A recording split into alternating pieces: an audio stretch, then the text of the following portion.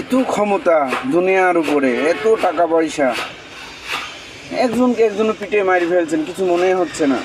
একবার হিসাব করে দেখেন, ওই কবরে যাওয়া লাগবে, ওই কবরে হিসাব দেওয়া লাগবে।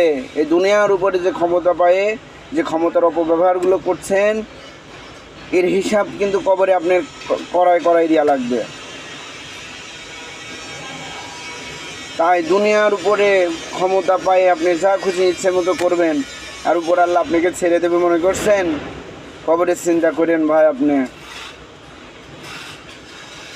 দুনিয়ার উপরের ক্ষমতা চিরস্থায়ী না, ক্ষণিকের জন্য আসছেন দুনিয়াতে।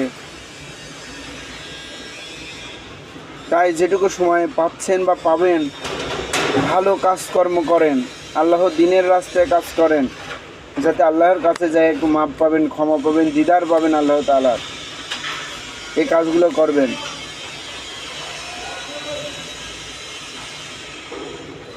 সব কিছুর হিসাব নিকাশ কিন্তু করাই দেওয়া লাগবে আল্লাহ তাআলার কাছে। তাই বুঝে শুনে বুঝে কাজ করেন। সবার সুস্থতা কামনা করছে। আসসালামু আলাইকুম ওয়া রাহমাতুল্লাহ।